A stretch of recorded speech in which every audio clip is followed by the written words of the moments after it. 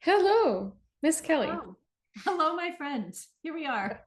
Yeah, it's one of our favorite things to do. I'm so happy that we get to do it on a podcast too, because we get to share these conversations that I think always leave me pondering when I walk away with so many people. So I think to get started, well, you are a facilitator and a mentor and a huge contributor to the Coach Academy Global Village. Um, and we have known each other now for, gosh, what, four or Almost five 3 years? years. No, almost three. 3 years? 3 years. Eh? It feels like more than that. Feels like forever. It feels like a lifetime. Yeah. Yeah, yeah. Yeah. Um, and most importantly, we come together on a very, a passion that kind of lives within us in the forefront of our lives because we do this work every day, Yeah. and that's coaching.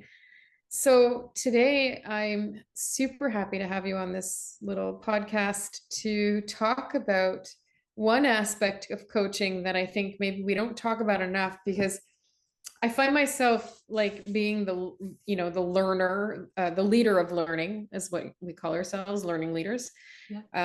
facilitator, and talking about these strategies and concepts in a way that is very practical from a teaching perspective. But I don't often talk about how I use these things in my own life. Yeah. And I know that, you and I have our journeys, some crossover in some areas, but we each have come about this so, organically in terms of how we live coaching in our lives. Yeah. And so I thought we could get together and talk about like the practical ways that we use coaching in our lives, and also, weaving in some of your values work and some of the work that, we have noticed has been super influential, like your parent as coach and all the micro programs that we've designed around coaching that really specialize in certain areas. So, we'll probably go off on some tangents, but I thought we could start with coaching in our lives. Yeah. And it makes me laugh when you say tangents because that is what we do. I think that is one of our expertise areas when we have conversations, the two of us together, is we find something that really lights both of us up and then off we go, down the rabbit hole. But yeah, I think you're so right when you're talking about, like, we at the academy, we're always talking about how people coach and techniques around coaching. And of course, with all of our students, they come in and they say at one point or another in the course, sometimes earlier than I can even imagine, like week 3, they're like, oh, this has changed my life. This has changed my relationships. This is changing how I'm showing Casual. up. Oh, this is actually changing me. And I think it's a really cool conversation to talk about how it's changed our lives because we've been in this game now for me, 12 years, probably for you around the same. Well, I mean, officially, yeah. And but when I go back to my original like exposure to coaching, when I was in my 20s, I feel like I couldn't have gotten here without that. So it feels longer than the 12, 13 years that it might be professionally moving towards this path. But Yep. um yeah, coaching was in my life before that for sure. Well, and you're talking about those common threads between us. I think a very common thread between us was journalism school. Mm, And I can say the reason I went to journalism school because it actually gave me a space to be as curious as I was. mm. Like, I remember people telling me, like, just stop asking so many questions, you know, but How dare that is they? right, right. As long as I wasn't asking why, but I was at that time a lot too, asking, like, why, like, what is important? How did this come to be? What are you doing? And what is it in you that is excited about that? that thread of curiosity has been with me since I've been a kid. So I think what you just said is such a good place to like stop and explore, because what I remember when you came into our global academy here, Yeah. and you began to facilitate, and part of my process in the interviewing was to ask you to submit a coaching session. Yeah. And you submitted a coaching session that you had done at another school, we'll say. Yeah. Yeah. Yeah. That you submitted for your evaluation there. I remember you Yes. had said that. Yeah. And in the coaching session, you had asked why questions. And we in our community, in our curriculum, are very clear on the no why questions. And you have since, in 3 years, you have since, come around. I think you'll speak to that. I don't know what's happened for you, but I can say that what that demonstrates to me is our commitment to always be asking questions about what we're doing and bettering our craft. Because there was a time when the why question was standard and practiced until we start to realize, well, what's the impact of that? And so what I love about what we do is that we pivot. We respond to feedback, we respond to research, we are continuously curious.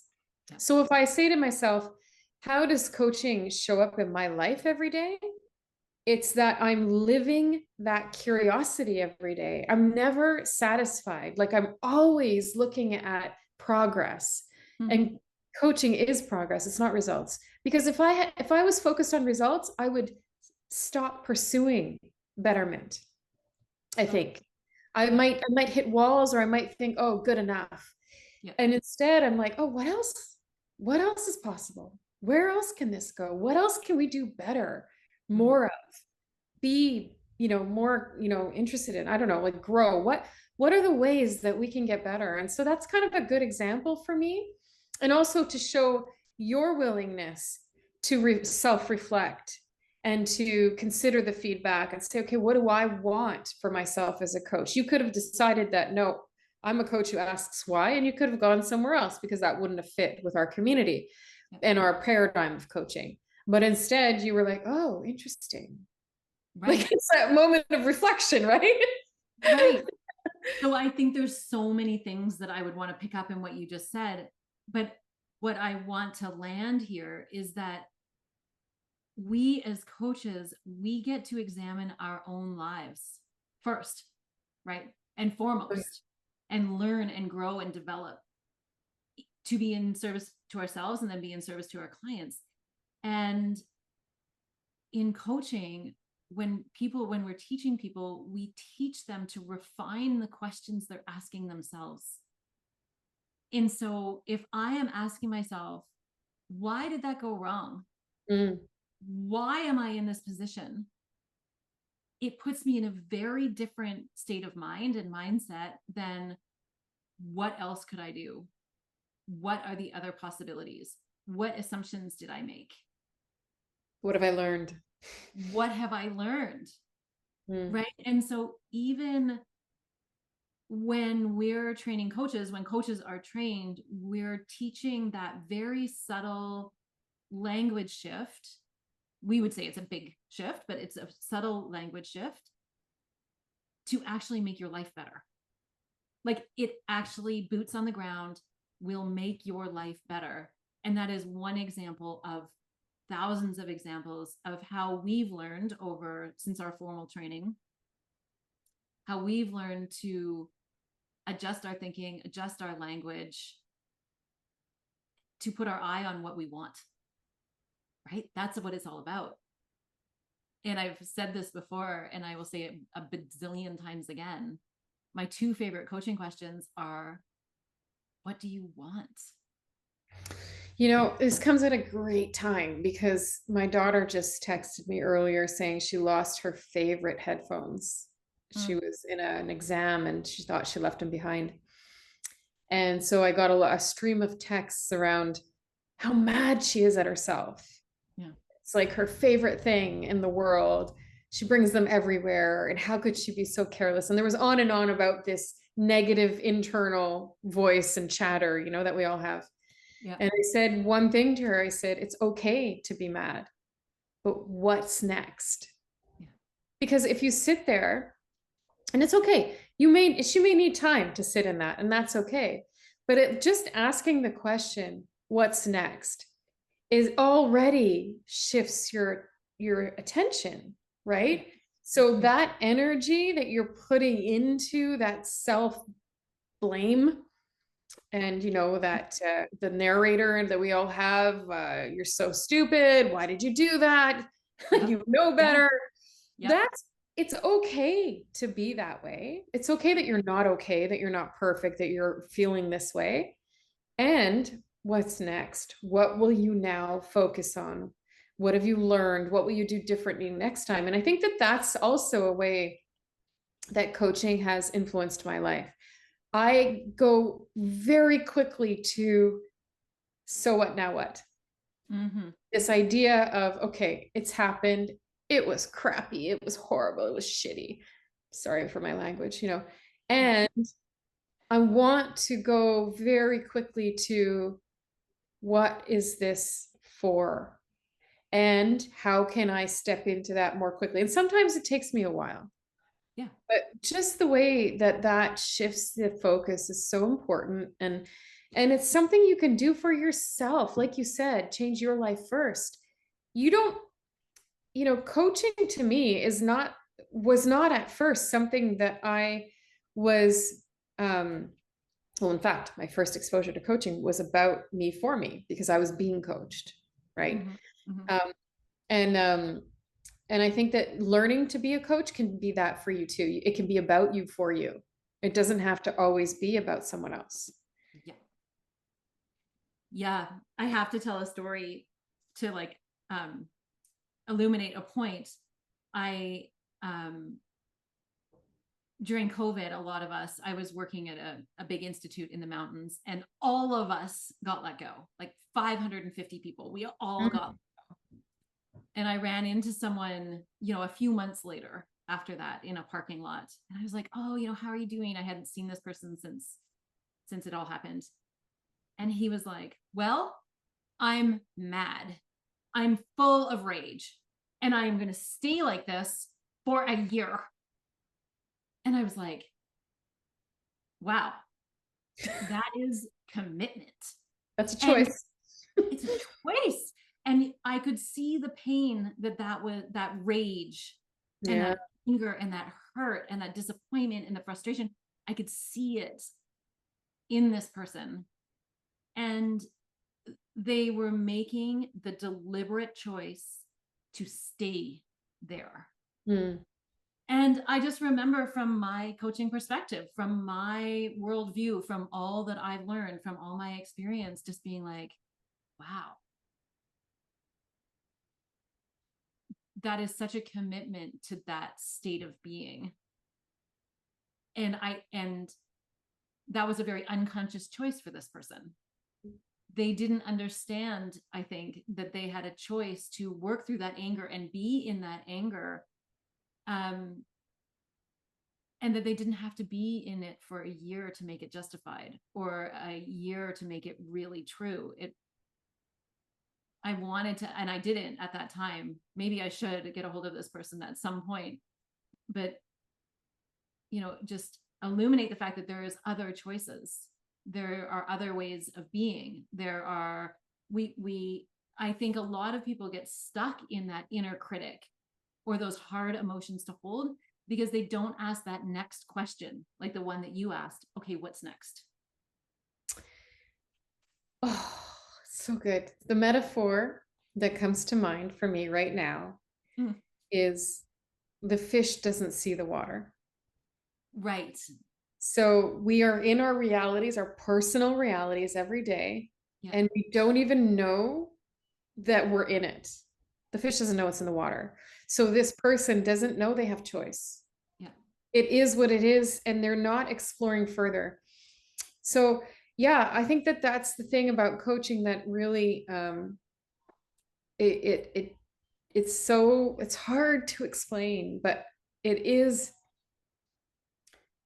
it's so freeing and opening when you can see past the moment you're in.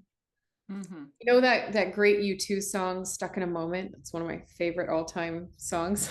Okay. Okay. And we do get stuck in our moments, right? We get stuck in this rage, in the sadness, in the disparity of things. And yet, one certainty we all know and we've all been talking about for so long is that change is the only certainty we know. I mean, COVID was the best example of that. Who could have predicted that everything would shut down and we'd be isolated? We don't know what tomorrow brings. What we do know is that it will bring change Yeah. because everything changes. The seasons change, or we get old, we shed skin. Yeah. We Yeah. all change, right? Yeah. Yeah. And so when you know this, when you can embrace that, it's almost comforting to know that I won't feel this way forever. I won't be in this moment stuck Yeah. forever. Yeah. There is time, and time does keep moving and keep changing things. Yes. Like, yes, yes, yes. And what is interesting now for us in our world today is that as you were talking about that, I'm like, yeah, and now we have the science to back this up. We have The evidence. science that says when we experience emotional states, like on sort of the extremes, when we're really in emotion, our brain thinks that we are going to be here forever. This is going to be, I'm going to feel this way until the end of time. And when we're younger, like when we're in our teens and early 20s, that is even more so. Mm. And so if we take that and then we add on this coaching mindset of, I mean, it's interrupting the ladder of inference, really. Mm-hmm. It's Mm-hmm. saying, okay, I understand that I'm having this feeling. It is biologically appropriate that I think I'm going to be in this state of being for the rest of my life. And what else is true? What else could I be feeling in this state? What do I want? What do I want now? And turning our minds to this curiosity rather than feeling that we are stuck in this forever. Or the other thing, which I think is also in line with what you're saying, is using our emotions in that moment when you're on that ladder of inference and you're in that filter. Yeah. You know, the filter rung Yeah. on the ladder. Yeah. What emotion am I feeling right now, and how is that shaping what I notice, what I pay attention to? Huge. You Oh know, my and God. that pause is very hard to get to when you're in an emotional state.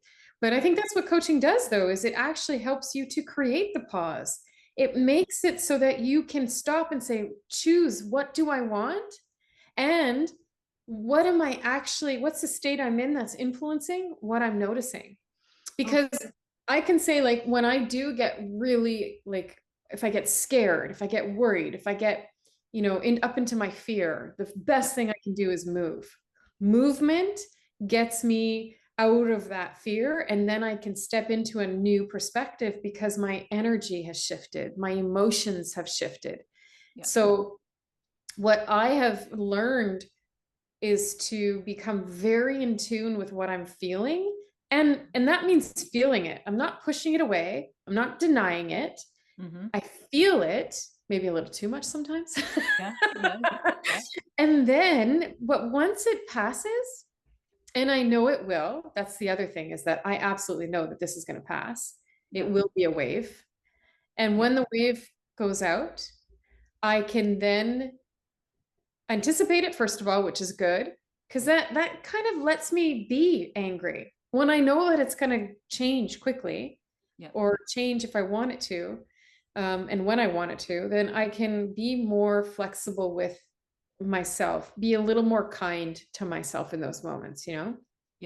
and then the next emotion is like, okay, what am I paying attention to now? What do I now see that I didn't see before? Yeah. And it really does. It's like things pop up, right?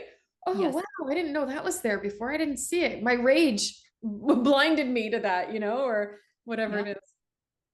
I just had this experience in the last couple of weeks, this exact scenario where I was feeling threatened, I was feeling angry, I was feeling anxious. And so that's a swirl, right? For me, that's just a swirl of chaos, and Mhm. it's all in my head, and I get really hot, Mhm. right? And I spent time in there unconsciously first, just feeling it all, and it was all I could focus on. It was all inside of me. And then being like, oh wow, okay, like hot, lots of internal chatter, feelings of chaos, my body really needed to move. And then knowing from all the research that we've done, from what we know, hey, be in this, be in it. It is true.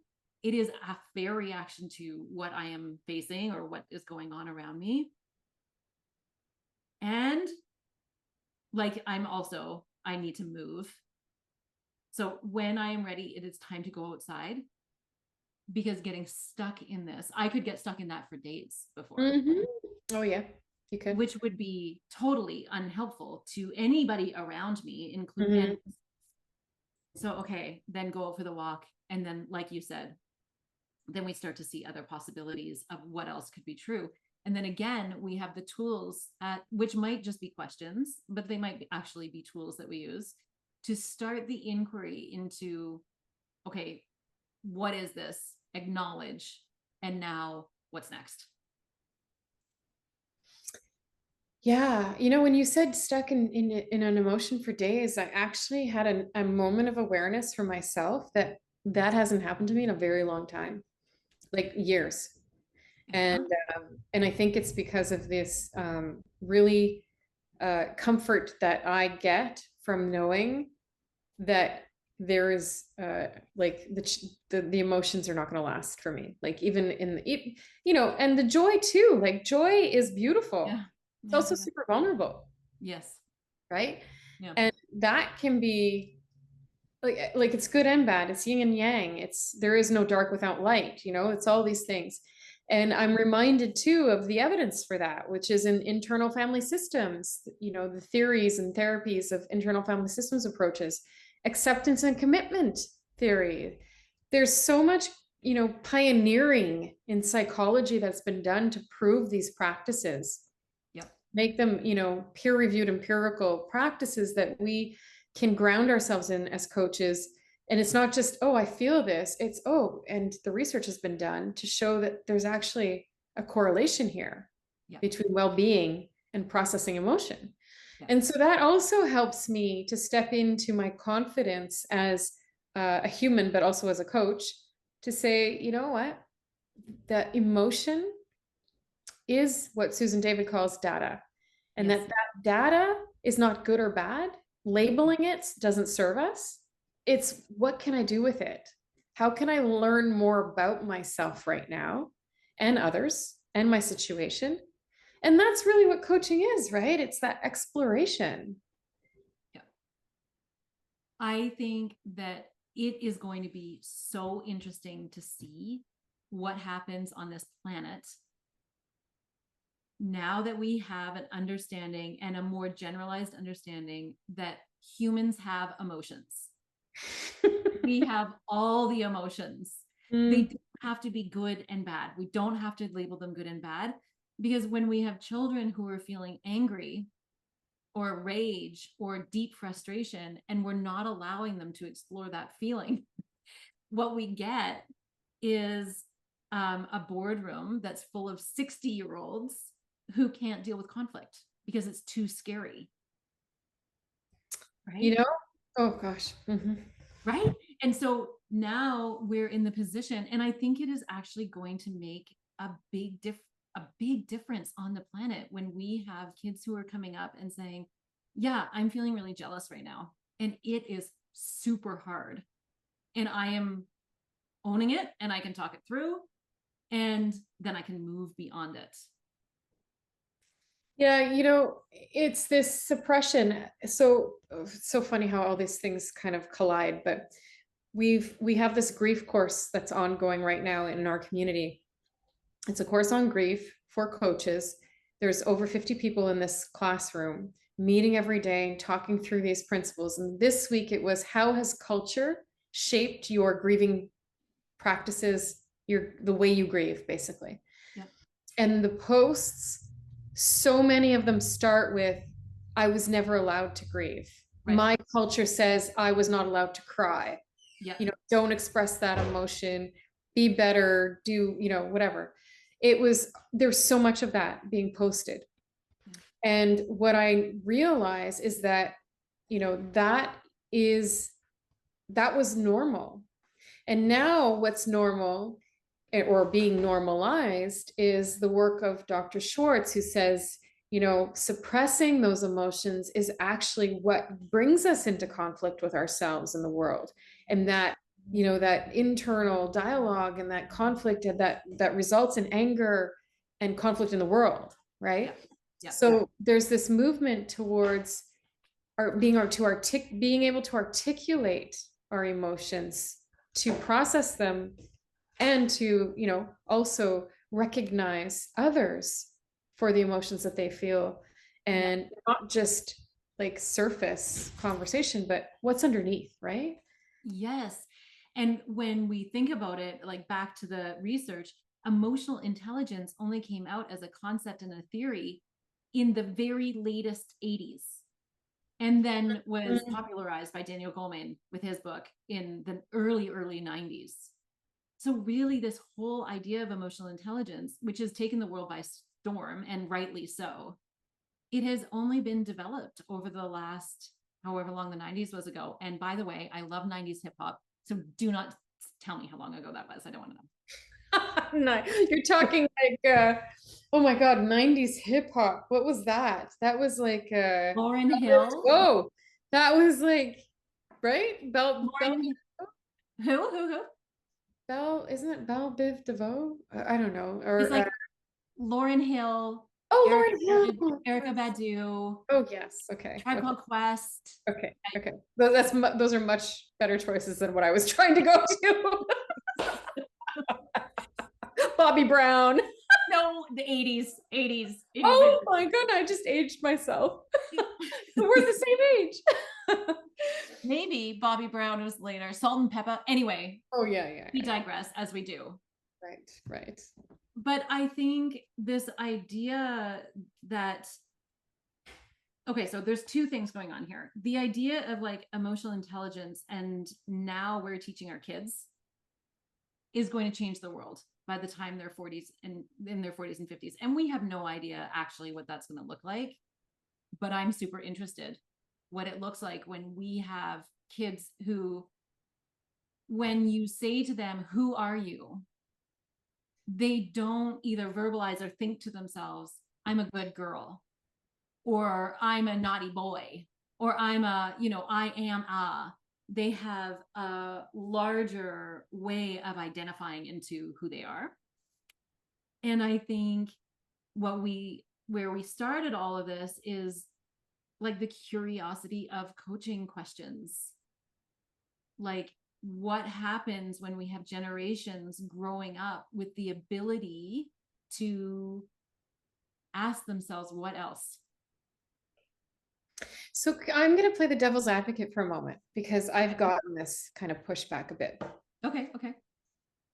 Are we creating a softer society? Like a society that's a little too, are you okay? Allowing too much, what's your take on that? Oh God. Okay. It's the same reaction that I have. And I'm going to dig into it a little bit more, but it's the same reaction that I have when managers or cultures in organizations are like, we don't really want to focus on the soft skills. We've had this conversation, you and I, and it's like, actually, these skills are human skills.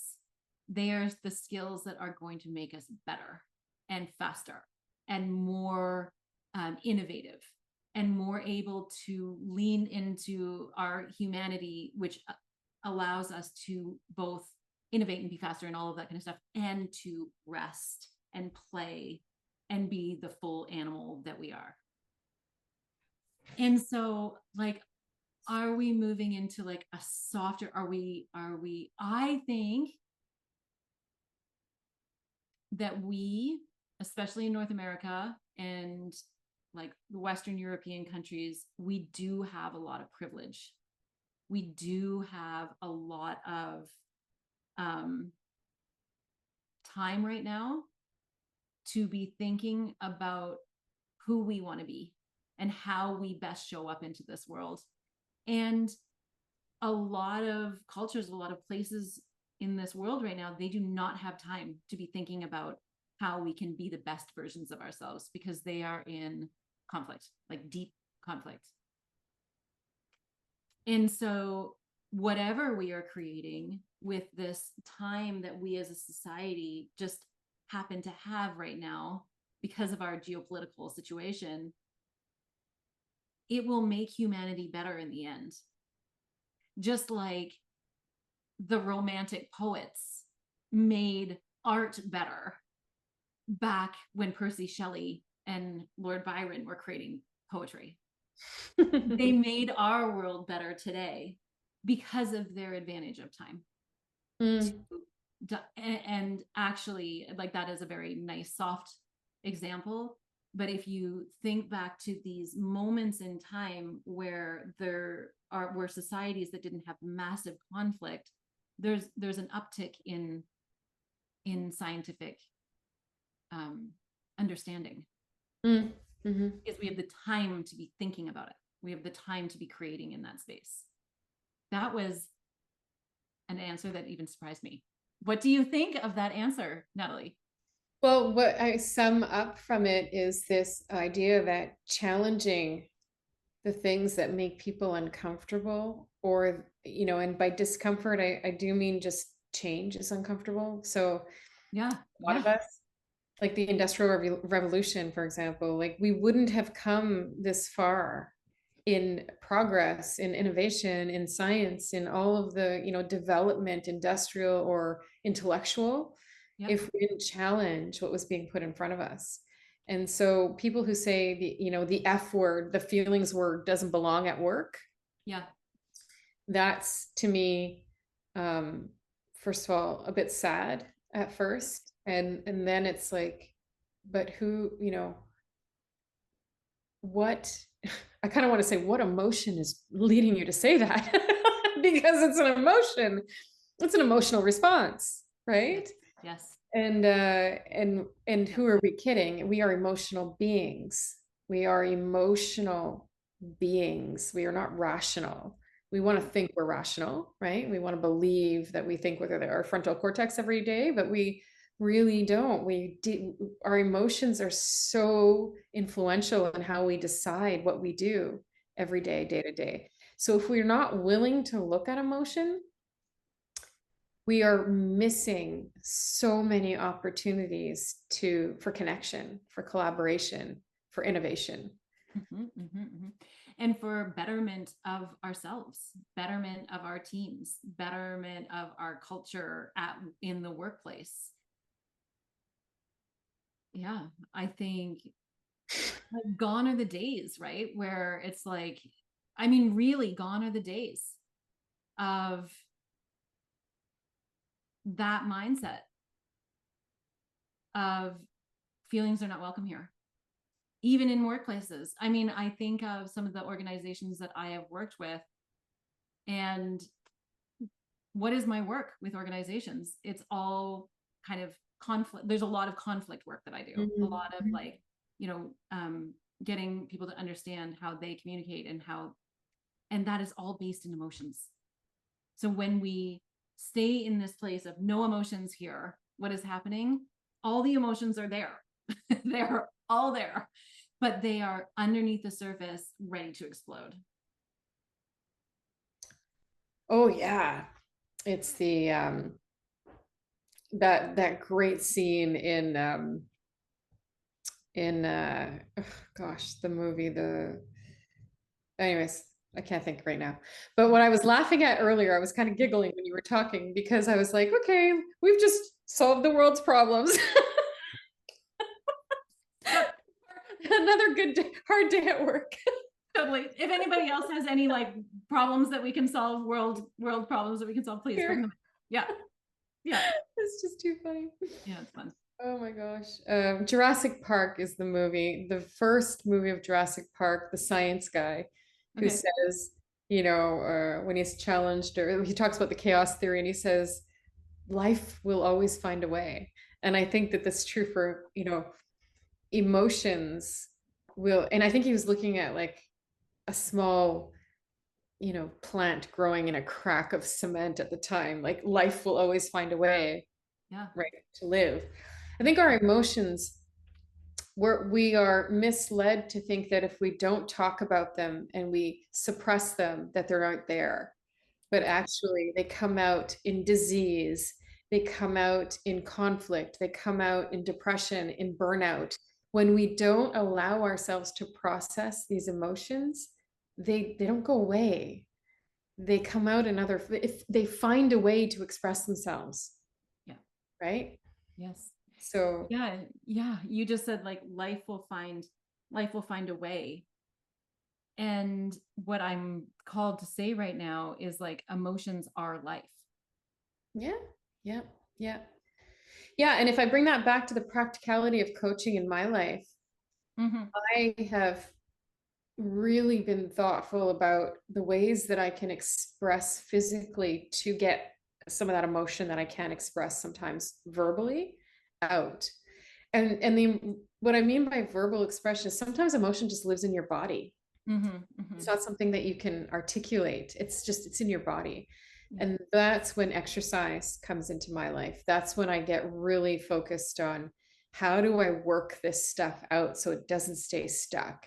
And that again is a coach mindset of betterment, right? Of self-actualization, of getting curious about how I can move my body to release some of this energy, right?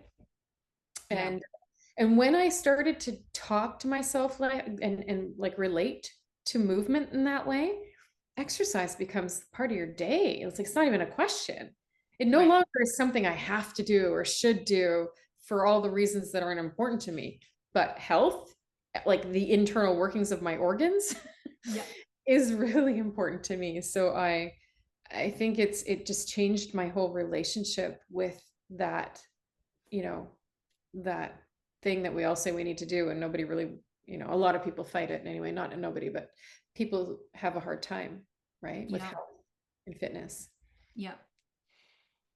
I wonder, it always makes me curious. And actually, I just had like a mental vision of, you and I always joke about like, we will be in the south of Italy at some point. We will be in villas. Yes. And how cool would it be to actually, because I don't do this, I don't know how to do it, but process emotion through art. I would like to explore and experiment in there and just understand what that feels like too, like painting or ceramics or some kind of like weaving or something with my hands. Yeah, that's that's a good what do you call those, vision board goals for me anyway, as an art room one day, like or what my daughter and I discovered one day in COVID was rage rooms. Yes. Where you get to go and throw plates. Like you get to literally pick up a plate and throw it against the wall. It's so good. Yeah. And that is the kind of like big expression of emotions that is so in a safe way, not hurting anybody or hurting yourself. Yeah. Is like, it has been so unacceptable for so long.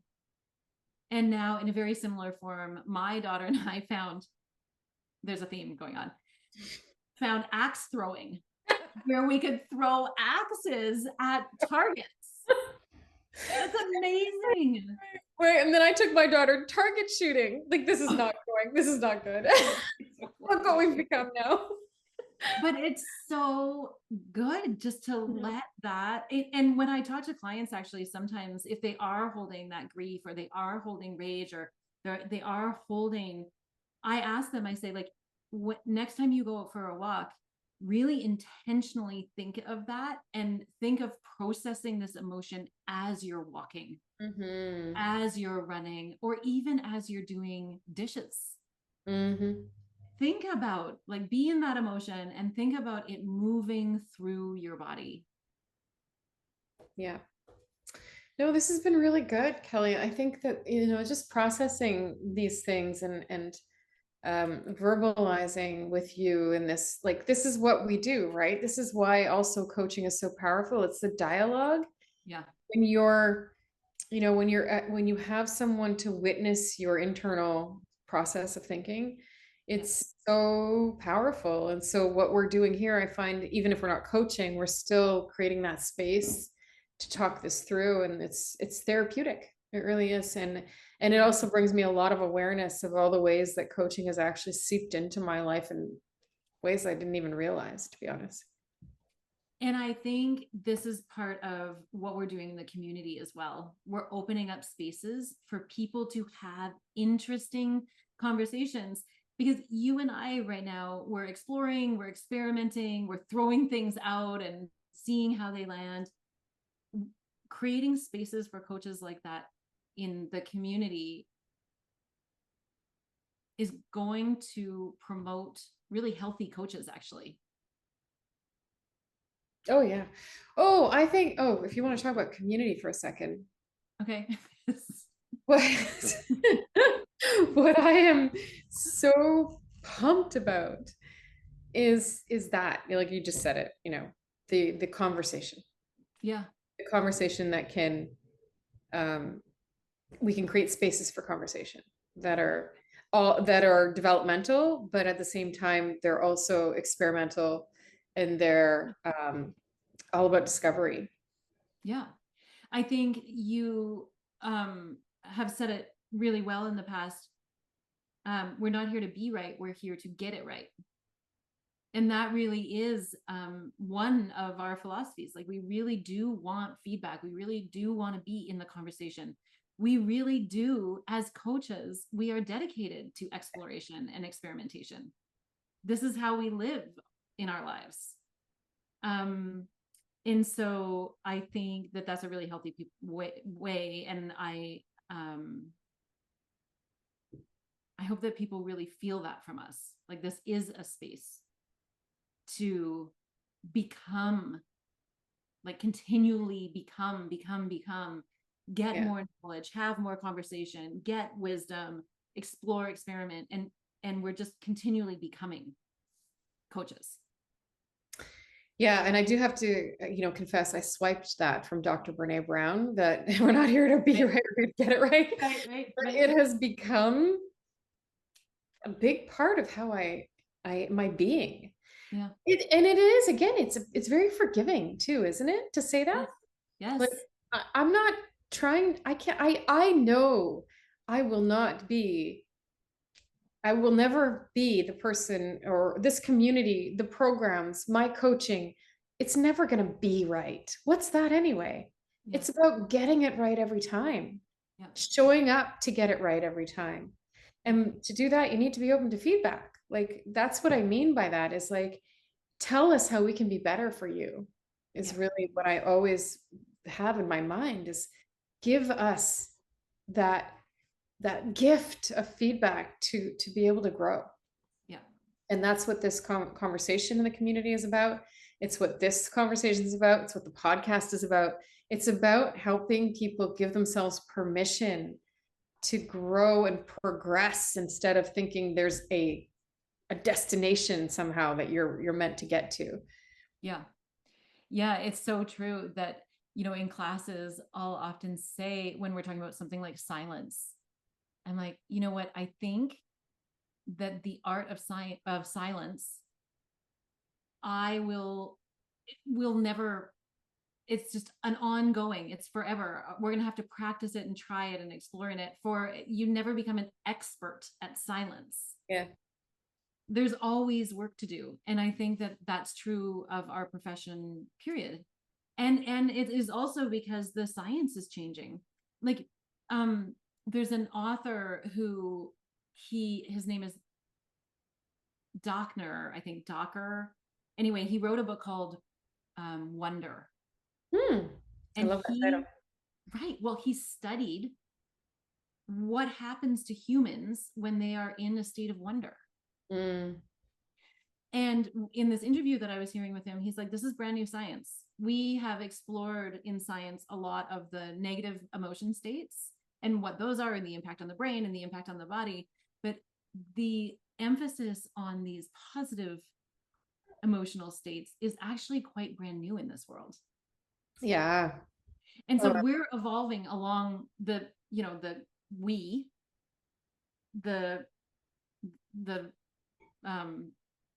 curriculum that we teach is following along with this like larger body of research that is happening that's so exciting.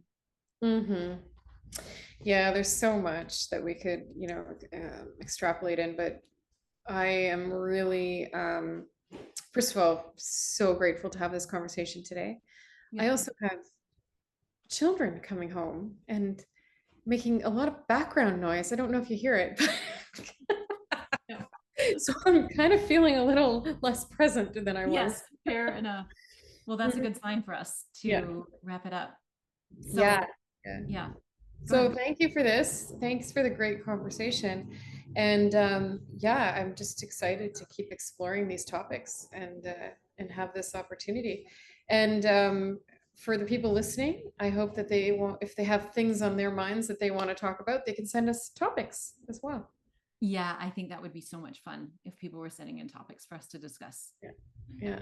Okay, Natalie, thank you as always. It's always so much fun doing this with you. You too. Have an amazing evening.